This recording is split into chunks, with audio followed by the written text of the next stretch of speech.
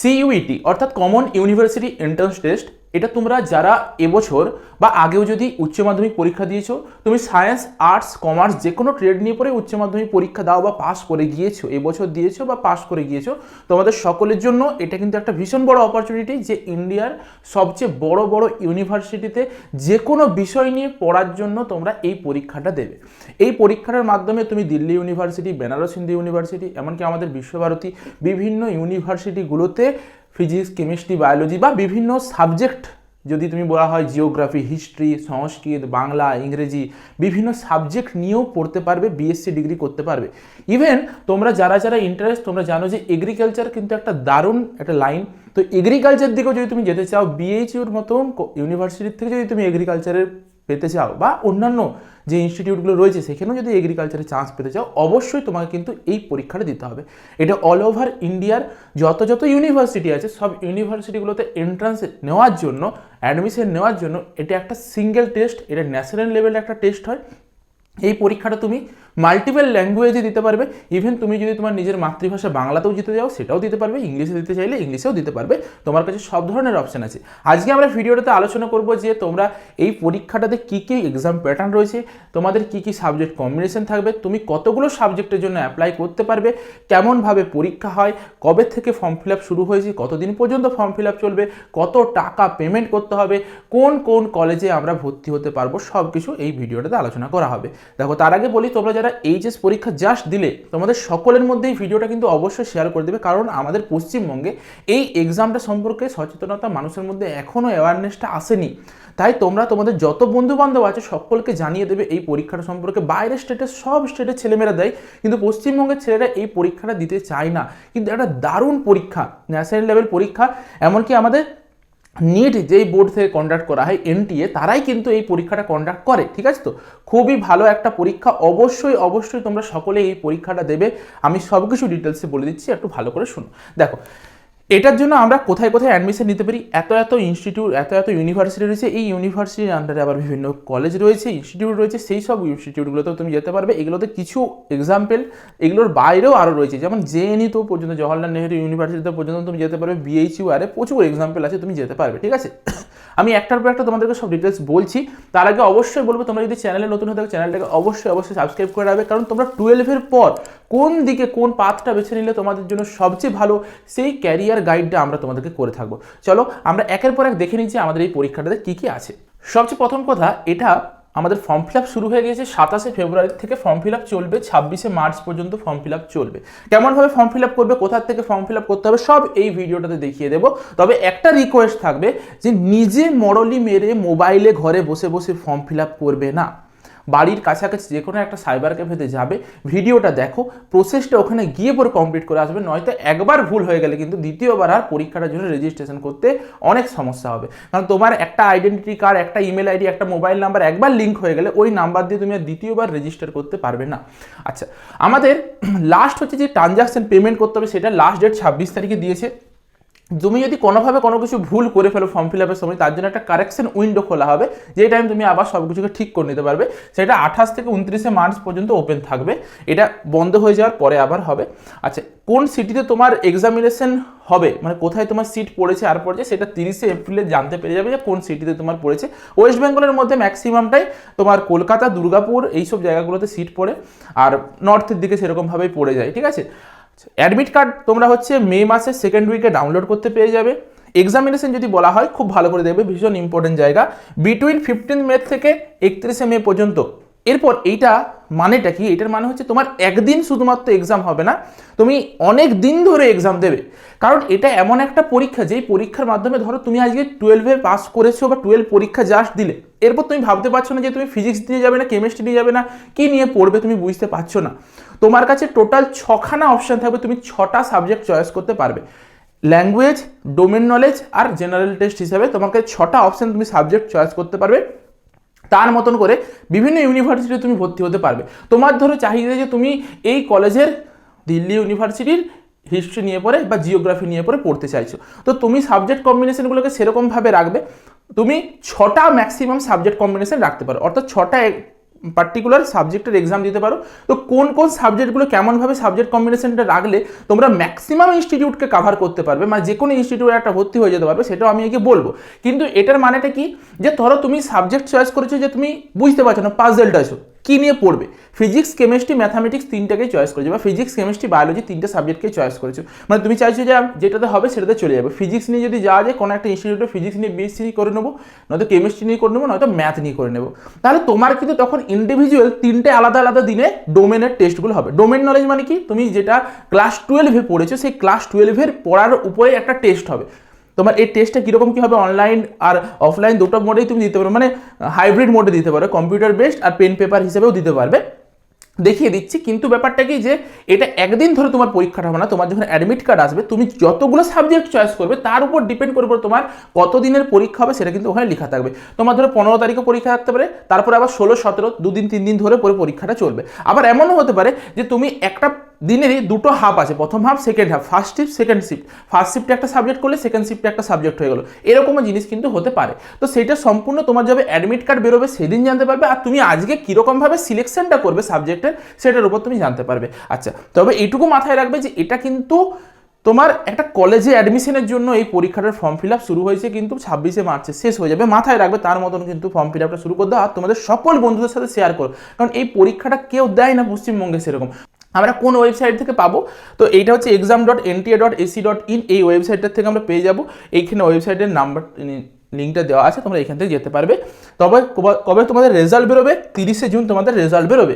আচ্ছা, তো তারপরে যখন কাউন্সিলিং শুরু হবে ততদিনে তোমাদের এইচএসের রেজাল্ট বেরিয়ে যাবে, এইচএসের রেজাল্ট বেরোবার পরে তোমাদেরকে ওখানে শো করাতে হবে, ঠিক আছে। তো এখন যখন ফর্ম ফিল আপ করবে তখন তোমাকে এইচএসের রেজাল্ট দরকার হবে না, তুমি যদি এবছরই এইচএস দিয়েছো তবুও তুমি এই পরীক্ষাটার জন্য এলিজিবেল, ঠিক আছে।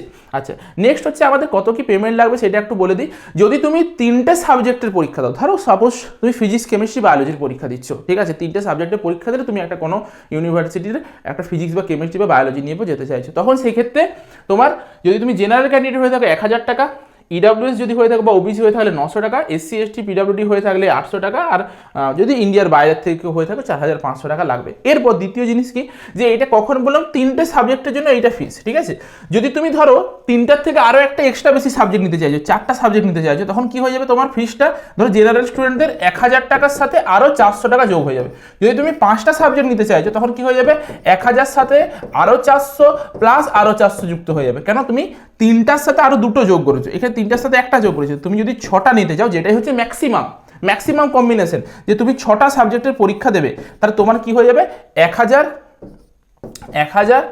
প্লাস 400 প্লাস 400 প্লাস 400, এইটা হচ্ছে তোমার ম্যাক্সিমাম ফিস হবে যদি জেনারেলের হয়ে থাকো, মানে 4×3=12, মানে 2200 টাকা তোমার ম্যাক্সিমাম ফিস হবে। এবার তুমি কি সাবজেক্টকে চয়েস করছো, তোমার পার্টিকুলার যদি ফিজিক্স নিয়ে যাওয়ার থেকে তুমি শুধুমাত্র ফিজিক্স দিলে, একটা জেনারেল সাবজেক্ট দিয়ে দিলে, আর একটা অ্যাপটিটিউড দিয়ে দিলে, আমি দেখাচ্ছি, তোমরা এখন অতটা হয়তো তুমি বুঝতে পারছো না, তো সেই হিসেবে তোমার চয়েসটা থাকবে। এটা পুরো সম্পূর্ণ ডিপেন্ড করছে যে তুমি কোন ইউনিভার্সিটিতে ভর্তি হতে চাও বা কোন ইউনিভার্সিটিতে ভর্তি হতে চাও, তার উপর তোমাকে রিসার্চ করতে হবে যে এই ইউনিভার্সিটিতে এই ক্রাইটেরিয়া, তার মতন তোমাকে সেই সাবজেক্টগুলোকে রাখতে হবে। আমি সব দেখিয়ে দেবো, একটু ভালো করে দেখো। আচ্ছা, মোড অফ টেস্ট যদি বলা হয় সেটা হাইব্রিড মোডে হবে, অর্থাৎ তুমি সিবিটিও বলতে পারো, কম্পিউটার বেসড টেস্ট হতে পারে, বা তুমি পেন পেপারও দিতে পারো, সেটা তোমার ইচ্ছে। যেগুলো অত্যন্ত প্রত্যন্ত গ্রাম এলাকা বা রুরাল এরিয়াগুলো যেগুলো রয়েছে সেখানে হচ্ছে পেন পেপারের পরীক্ষারও ব্যবস্থা আছে, যেখানে কম্পিউটার সিস্টেম নেই ধরো। আচ্ছা, এগুলো সব একদম পুরো মাল্টিপল চয়েস কোশ্চেন হবে। এরপর তুমি 13খানা ল্যাঙ্গুয়েজে দিতে পারো, যার মধ্যে কিন্তু বাংলাও আছে, অসমিয়াও আছে, ইংলিশও আছে, গুজরাটিও আছে, হিন্দিও আছে, তোমার যেটা পছন্দ তুমি সেই ল্যাঙ্গুয়েজেই পরীক্ষা দিতে পারবে। 13খানা ল্যাঙ্গুয়েজ আছে আমার কাছে। আচ্ছা, এরপর সিলেবাসের যদি কথা বলি, সেই সিলেবাসটা খুব ভালো করে শুনবে, সিলেবাসটা কিন্তু ভীষণ ইম্পর্টেন্ট। তোমার কাছে 3টে সেকশন আছে, একটা ল্যাঙ্গুয়েজ সাবজেক্ট আছে, একটা ডোমেন সাবজেক্ট আছে, একটা জেনারেল টেস্ট আছে। এই যে এইটার উপর ডিপেন্ড করে যে কোন ইউনিভার্সিটির ক্রাইটেরিয়াটা কীরকম। আমি একটা এক্সাম্পলের স্বরূপ দেখিয়ে দিই। এইটা হচ্ছে আমাদের সিইউইটির ওয়েবসাইট, এইখানের মধ্যে এই জায়গাতে দেবে ইউনিভার্সিটি লেখা আছে। ইউনিভার্সিটিতে যখন আমরা ক্লিক করব তখন এই ইউনিভার্সিটির অনেকগুলো যত যত ইউনিভার্সিটি আছে সেই ইউনিভার্সিটিগুলো এখানে ওপেন হয়ে যাবে, যে এই ইউনিভার্সিটিগুলো রয়েছে, আরও ধীরে ধীরে অনেক আপডেট হবে, ধীরে ধীরে আপডেট হবে, ঠিক আছে। বা তুমি ওই ইউনিভার্সিটির নিজস্ব অফিসিয়াল ওয়েবসাইটে গিয়ে পুরো চেক করতে পারো, কোনো অসুবিধা নেই। জাস্ট গুগলে ওই ইউনিভার্সিটিকে সার্চ করবে তাহলেই পেয়ে যাবে সিইউইটির হিসাবে। আচ্ছা দেখো, এটা আমরা চলে এসেছি মহাত্মা গান্ধী সেন্ট্রাল ইউনিভার্সিটিতে। তো সেই সেন্ট্রাল ইউনিভার্সিটি যদি আমরা বিকমের কোর্সে যাই, সেই বিকমের কোর্সে 4 ইয়ারের বিকম কোর্স রয়েছে, এটা অ্যাকাউন্টেন্সি ম্যাথামেটিক্স থাকতে হবে। তো এখানে এলিজিবিলিটি ক্রাইটেরিয়াতে কি বলা আছে দেখো, খুব ভালো করে দেখো, যে এই যে এইটা হচ্ছে ডোমেন জেনারেল অপশন, মানে কি তুমি যদি 4 বছরের এই কমার্স নিয়ে পরে বিএসসিটা করতে চাও, মানে ব্যাচেলার ডিগ্রিটা করতে চাও, তাহলে সেক্ষেত্রে তোমার সাবজেক্টের ডোমেনে শুধুমাত্র অ্যাকাউন্টেন্সি আর ম্যাথামেটিক্স সাবজেক্টটাকে রাখলেই হলো, একটা ওটা থাকলেই হলো, আর বাকি তুমি যা ইচ্ছে রাখো, কোনো অসুবিধা নেই, ঠিক আছে। দ্বিতীয়, তুমি ধরো তুমি 5 ইয়ারের ইন্টিগ্রেটেড একদম বিটেক এমটেক কম্পিউটার সায়েন্স থেকে করবে, বিটেক এমটেক একদম 5 বছর এমটেক পর্যন্ত করবে, খুবই দারুণ একটা অপশন। সেটা যদি তুমি করতে চাও, তোমাকে সাবজেক্ট কম্বিনেশনে কি রাখতে হবে, ফিজিক্স ম্যাথামেটিক্স অ্যান্ড কেমিস্ট্রি বা বায়োলজি বা কম্পিউটার সায়েন্স, আর মানে তোমার ফিজিক্স আর ম্যাথামেটিক্সটা মাস্ট। আর এরপরে তুমি অপশনালে কি রাখতে পারো, কেমিস্ট্রি নয়তো বায়োলজি নয়তো কম্পিউটার সায়েন্স, যেটা তোমার 12-এ ছিল তুমি সেই হিসেবে রাখবে। তোমাকে এইটার উপর একটা টেস্ট দিতে হবে। সিমিলার ওয়েতে যদি তুমি দেখো যে এখানে আর্টসের একটা জার্নালিজমের বলছে, জার্নালিজম মাস কমিউনিকেশনে তুমি যদি আর্টসের স্টুডেন্ট হয়ে থাকো, সেক্ষেত্রে তোমার কি করতে হবে, শুধুমাত্র জেনারেল টেস্টটা দিলেই চলবে। 3টা অপশন তুমি 3টার থেকে 6টা পর্যন্ত দিতে পারো। জেনারেল টেস্ট দিলে, একটা ল্যাঙ্গুয়েজ টেস্ট দিয়ে দিলে, আর একটা তোমার একটা ডোমেনের টেস্ট দিয়ে দিলে, বাংলা বা ইংরেজি কিছু একটা নিয়ে পর দিয়ে দিলে, বুঝতে পেরেছো তো, তোমাকে এইটা দিলেই চলবে। তো এরকম করে প্রতিটার আছে, যেমন লাইব্রেরি ইনফরমেশন সায়েন্স যদি করতে যাও, শুধুমাত্র জেনারেল টেস্ট দিলেই চলবে। প্রতিটা ইউনিভার্সিটিতে গিয়ে পরে এরকমভাবে দেখতে পারো, বা যে কোনো ইউনিভার্সিটি সার্চ করবে গুগলে সিইউইটিতে কি এলিজিবিলিটি ক্রাইটেরিয়া বলেছে, সেটা তোমাদেরকে কিন্তু দেখতে হবে, বুঝতে পেরেছো তো। চলো আমরা হচ্ছে মেন জায়গাতে চলে যাই, যে যেটার থেকে আমাদের এই সন্দেহটা এসেছিল। চলো এবার তাহলে আমরা একটা ল্যাঙ্গুয়েজ, ডোমেন আর জেনারেল টেস্ট আমরা শুধুমাত্র দেখলাম যে আর্টসের যারা, যদি আমি ওই গান্ধী ইনস্টিটিউটটাতে ইউনিভার্সিটিতে ভর্তি হয়ে যাই, আমি যদি জার্নালিজম নিয়ে পড়তে চাই, আমার এগুলো না দিলেও চলছে, শুধুমাত্র জেনারেল টেস্টের ডোমেনটা দিয়ে দিলে চলছে।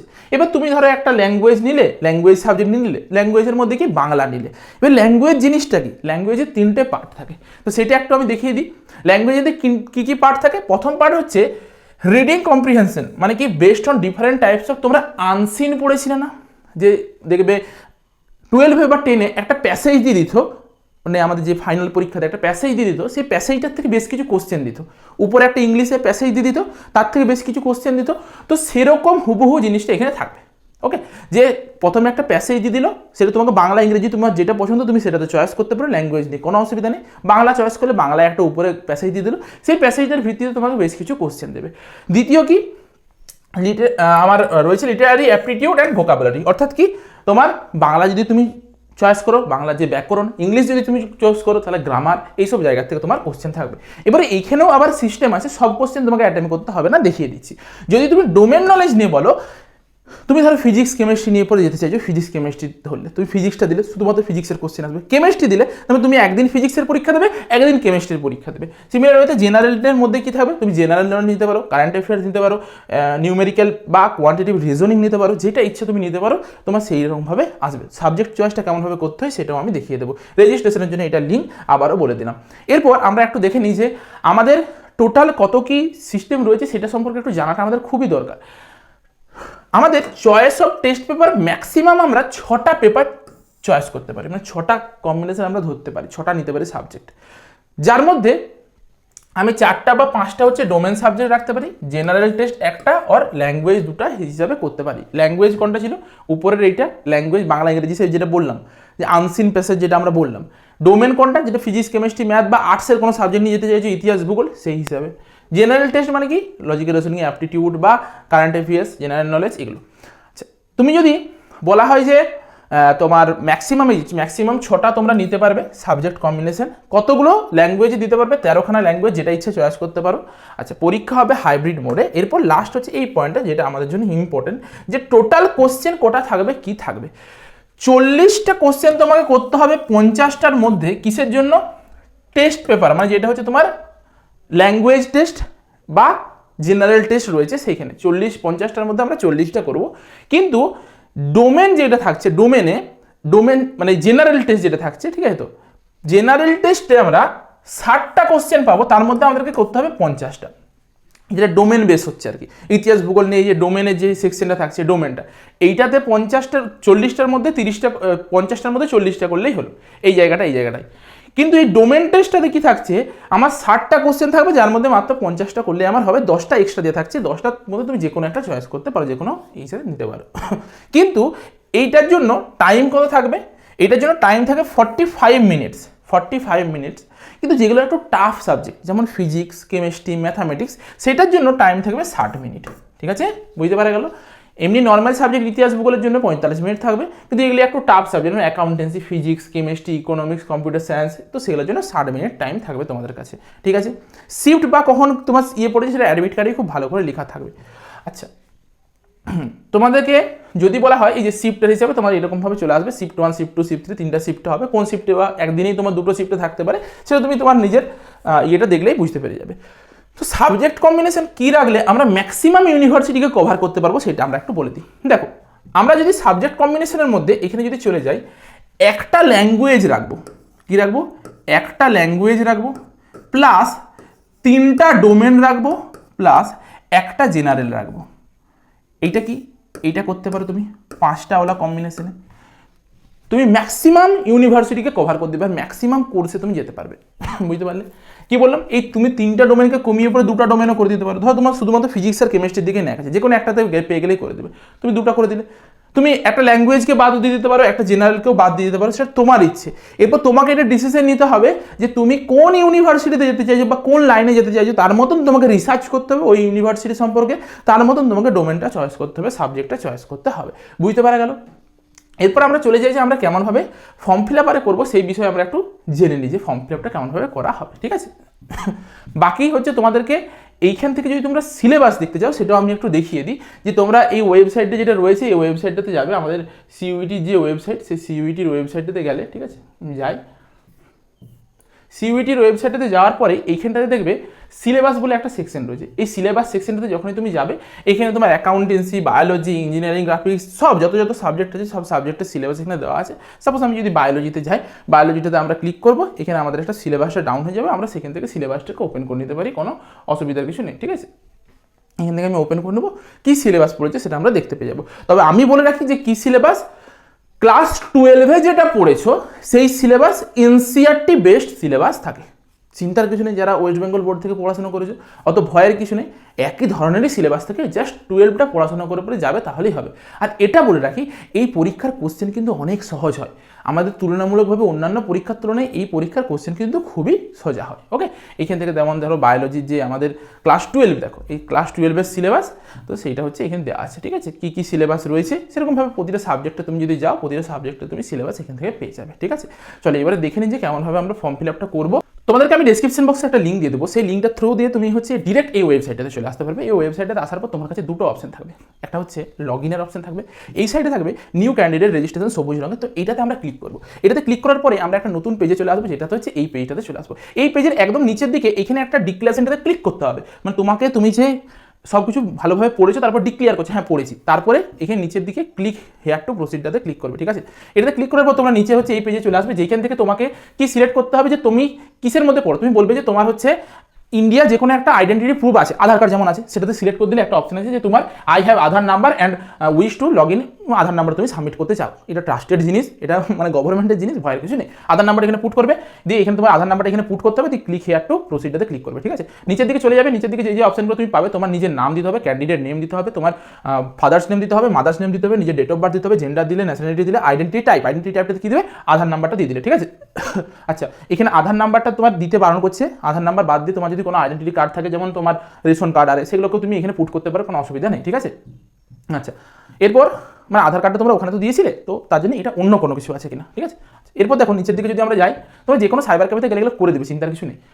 তোমার নিজের বাড়ির অ্যাড্রেস দিতে হবে, এখানে তোমার অ্যাড্রেসটা পুরোটা দিয়ে দিলে, তোমার নিজের ইমেল অ্যাড্রেস দিতে হবে, কনফার্ম করতে হবে ইমেল অ্যাড্রেসটা, নিজের মোবাইল নাম্বার দিতে হবে, মোবাইল নাম্বারটা কনফার্ম করতে হবে, অল্টারনেটিভ মোবাইল নাম্বার একটা দিয়ে দিলে, ওগুলোতে ওটিপি আসবে, সব কিছু সাবমিট করবে ওটিপিগুলো, তারপর তোমার লোকেশন দিয়ে দিলে, যেটা তোমার লোকেশন দিয়ে দেওয়ার পর তোমাদেরকে এখানে একটা পাসওয়ার্ডকে ক্রিয়েট করতে হবে। সেই পাসওয়ার্ডটা ক্রিয়েট করাটা একটু জিনিস আছে, সেই পাসওয়ার্ডটা কেমনভাবে ক্রিয়েট করবে সেটা একটু আমি বলে দিই, কারণ এটা একটা বিশেষ ক্রাইটেরিয়া আছে, ওই ক্রাইটেরিয়াটার মতন করেই তোমাকে পাসওয়ার্ডটা ক্রিয়েট করতে হবে, নয়তো তুমি পাসওয়ার্ডটা ক্রিয়েট করতে পারবে না। ঠিক আছে, দেখো আমরা যখন পাসওয়ার্ড ক্রিয়েট করবো, সাপোজ ধরো আমার নাম হচ্ছে রাজু, ঠিক আছে, তো আমি কি লিখবো, AJU, আরটা ক্যাপিটাল দিয়েছি, বাদ বাকিগুলোকে স্মল দিয়েছি। একটা @ সাইন দিতে পারো, নয়তো একটা হ্যাশট্যাগ সাইন দিতে পারো, কিন্তু তুমি যা ইচ্ছে নাম্বার দিলে 9127 বা 1253 যা ইচ্ছা নাম্বার দিতে পারো, ঠিক আছে। এইটা তোমার কি হবে, পাসওয়ার্ডের ক্রাইটেরিয়া হবে।